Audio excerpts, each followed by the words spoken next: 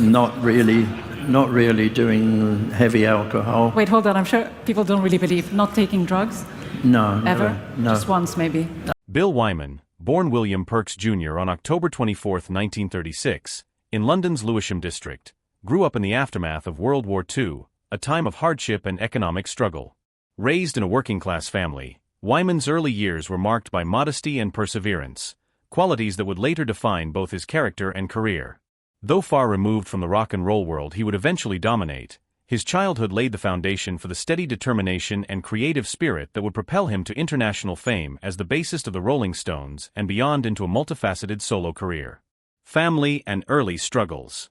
The son of William Perks Sr., a soldier and later a taxi driver, and Molly Perks, a devoted homemaker, Bill was the second of 3 children. His father worked long hours to support the family, while his mother dedicated her time to raising the children, ensuring they had what they needed despite financial strain. While many families in the working-class neighborhoods of London faced similar struggles, Wyman's early life stood out for its modesty. Born into a post-war London neighborhood still feeling the aftershocks of World War II, young Bill Wyman was surrounded by the grey, bomb-damaged streets of Lewisham. His family lived in a small flat, squeezed into limited space with his 2 siblings, leaving little room for luxuries. There were no extravagant holidays or lavish gifts. Instead, the family focused on survival, making every penny count. But even in such an environment, Wyman showed an early curiosity about the world around him. Despite his humble beginnings, Bill's parents had a certain cultural vibrancy that was common among many families of that era. His mother, Molly, was especially fond of music and had a strong appreciation for jazz, blues, and swing, which subtly impacted young Bill. He was encouraged to develop an appreciation for music from a young age, a passion that would later define his career. Early musical influences. As a child, Wyman was naturally drawn to music. At the age of 10, he began learning the piano, inspired by the sounds he heard from his mother's record player. The music of the day, especially jazz and blues, had a profound influence on him.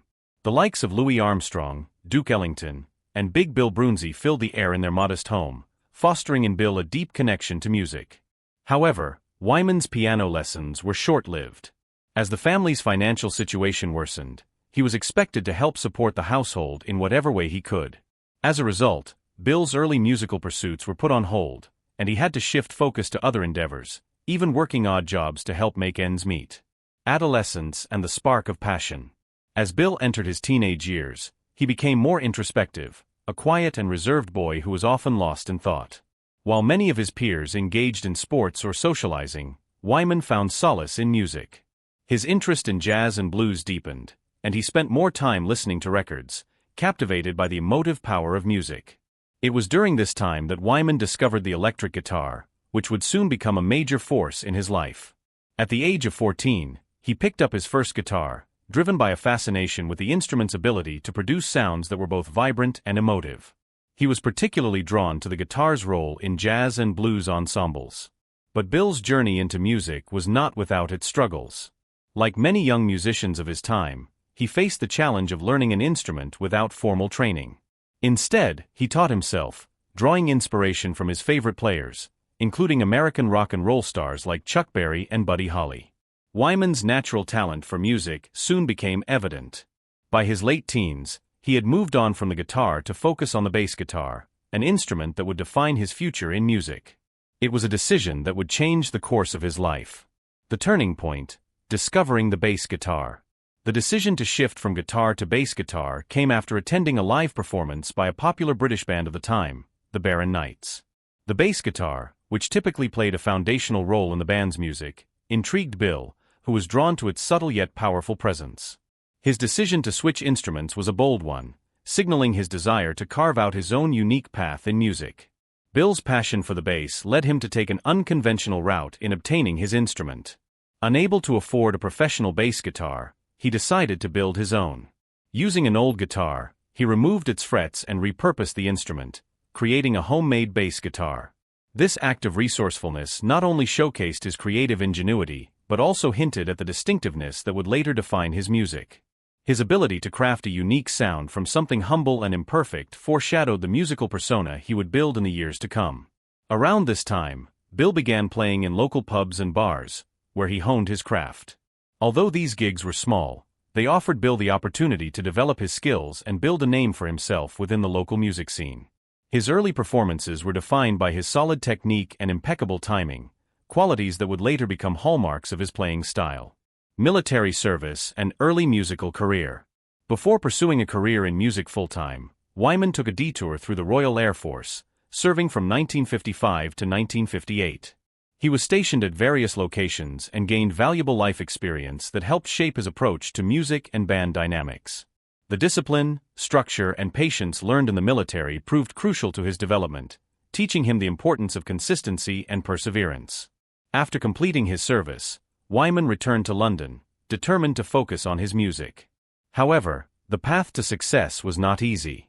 He continued playing in small bars and clubs, where he started to make a name for himself as a bassist with a distinct style.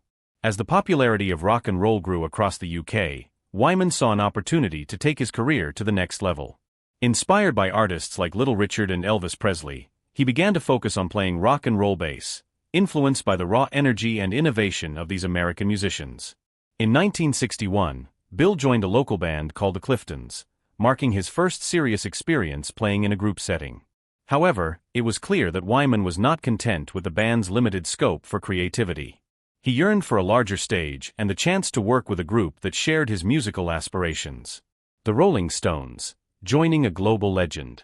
That opportunity came in 1962 when he was introduced to the Rolling Stones, a band that was beginning to gain attention in the London music scene. The story of Bill Wyman joining the Rolling Stones is a tale of serendipity and skill. At the time, the Stones were looking for a bassist, and Bill, who had already gained a reputation for his unique playing style, seized the opportunity. He auditioned for the band, not only showcasing his bass-playing abilities but also bringing a crucial piece of equipment, his own sound amplifier.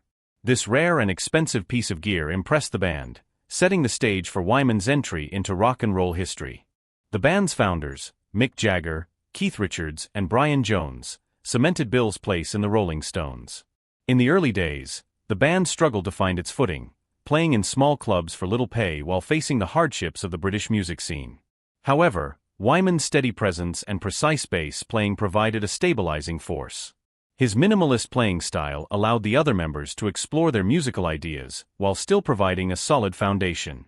His bass lines were often simple but always effective, enhancing the songs without overpowering the vocals or guitars. Wyman's calm demeanor also played a critical role in the dynamics of the band. While Mick Jagger and Keith Richards often found themselves at the center of attention, Wyman remained more reserved, offering support and balance. His ability to mediate conflicts and keep the band focused during difficult times was essential to the Stones' long-term success.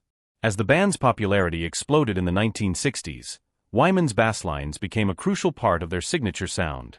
Musical influence and legacy with the Rolling Stones. Throughout his career with the Rolling Stones, Bill Wyman was not just a bassist. He was a crucial part of the band's identity. His bass lines in iconic songs like I Can't Get No Satisfaction, Paint It Black, and Jumping Jack Flash helped define the band's distinctive sound. Though his role was often more understated than that of his bandmates, Wyman's contributions were integral to the Stones' success. One of Wyman's most significant contributions came in the form of his songwriting. Though Mick Jagger and Keith Richards were the primary songwriters, Wyman occasionally contributed to the band's catalog. His song In Another Land, featured on the album Their Satanic Majesty's Request, is a testament to his ability to create something unique within the Stones' sonic universe. Despite his crucial role in the band, Wyman's time with the Stones was not without its challenges. The band's internal conflicts and ever-present scandals often tested his patience, but his steadying influence helped keep them together. In 1993, after over 3 decades with the band, Wyman made the decision to leave the Rolling Stones. His departure was not due to any personal conflicts with the band members, but rather a desire for a quieter, more private life. The Rolling Stones, the early years. Bill Wyman's role in the Rolling Stones is often overshadowed by the more flamboyant personalities of Mick Jagger and Keith Richards. However, it is crucial to acknowledge that Wyman's contributions to the band's sound were foundational.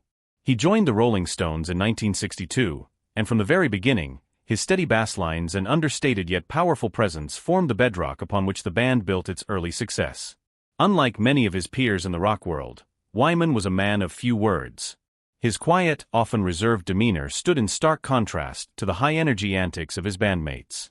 However, in his calmness, there was a certain steadiness, a sense of grounding that allowed the band to navigate their tumultuous rise to fame.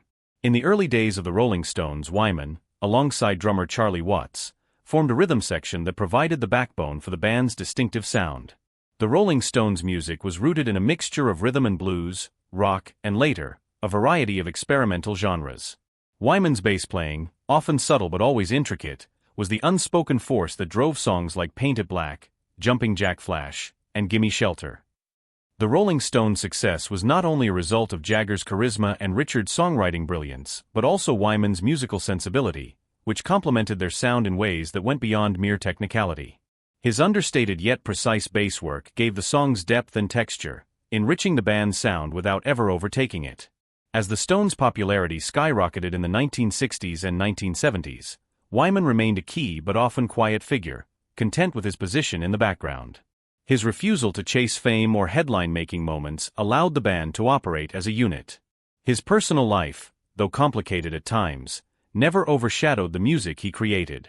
For 3 decades, Wyman was integral to the Rolling Stones' success, providing the stability necessary to support one of the most successful and influential bands in rock history. Leaving the Rolling Stones, beginning of a personal journey.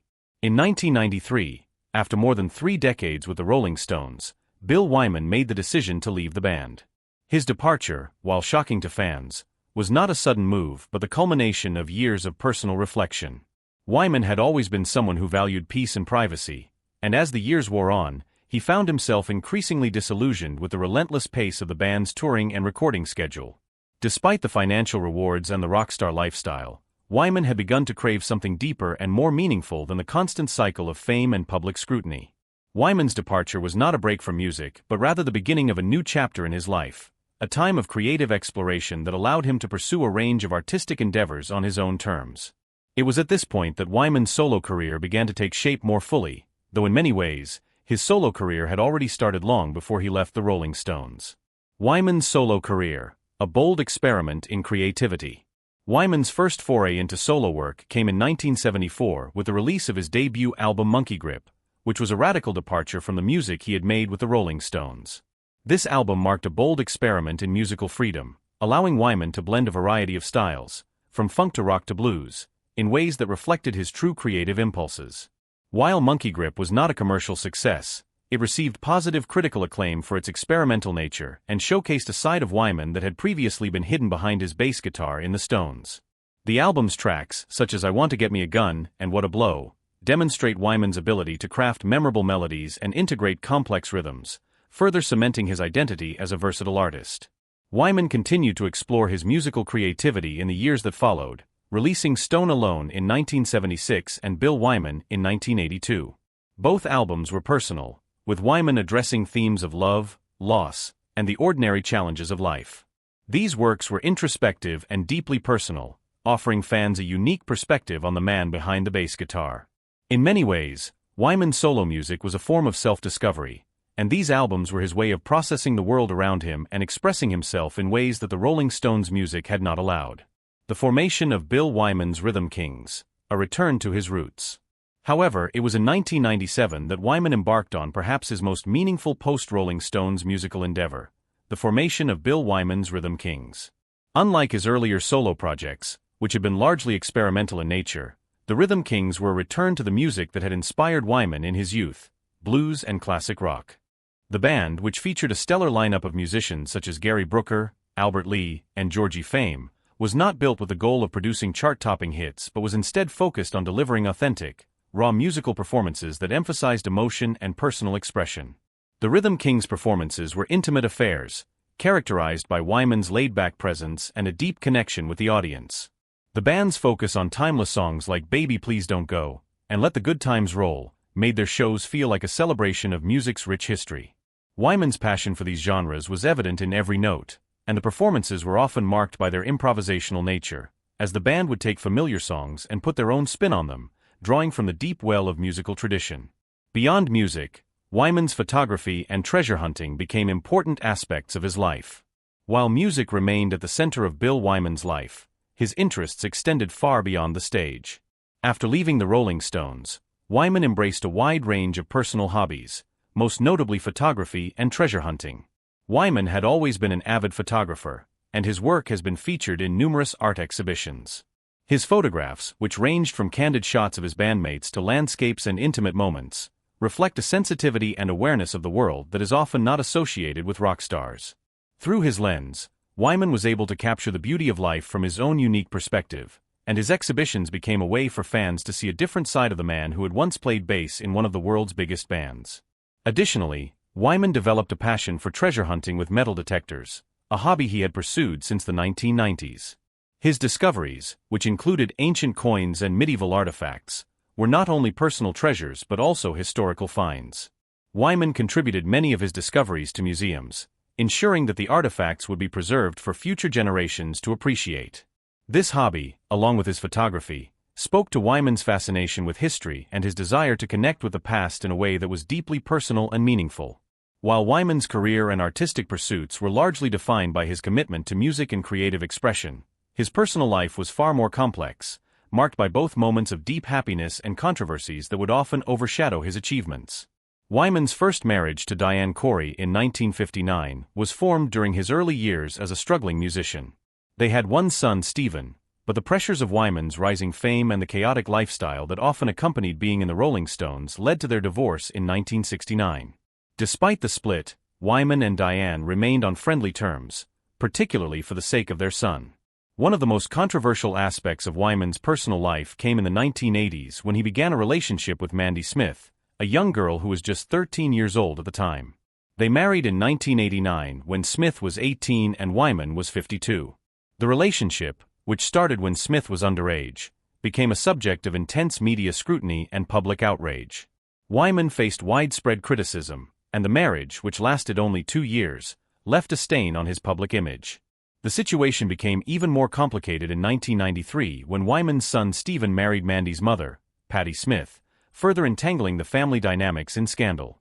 Despite the controversies, Wyman eventually found stability and peace in his personal life.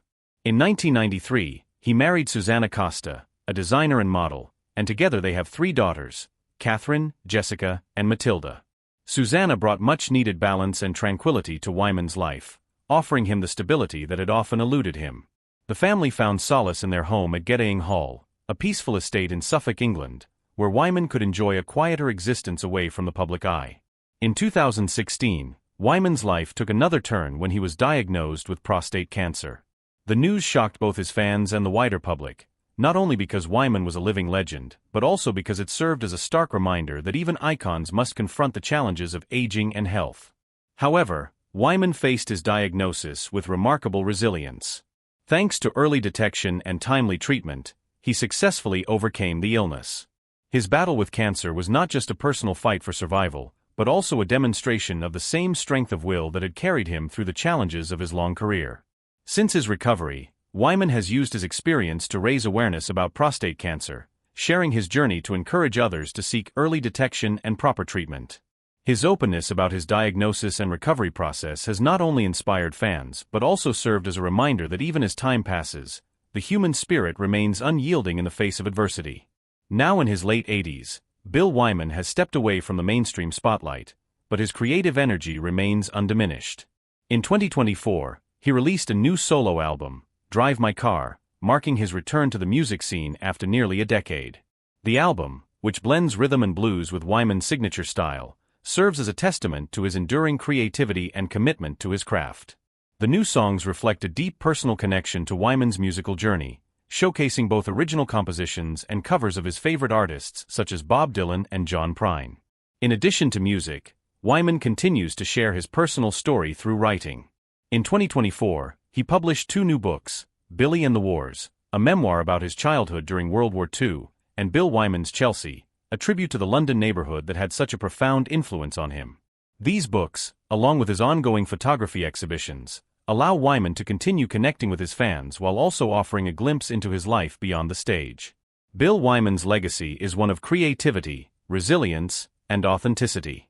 From his iconic role as the bassist of the Rolling Stones to his quiet yet profound solo journey, Wyman's life serves as a reminder that true greatness lies not in the pursuit of fame but in staying true to oneself and embracing the simple joys of life. His contributions to music, art, and culture will continue to inspire generations to come, proving that even in the absence of the spotlight, the impact of an artist's work can still be felt far and wide.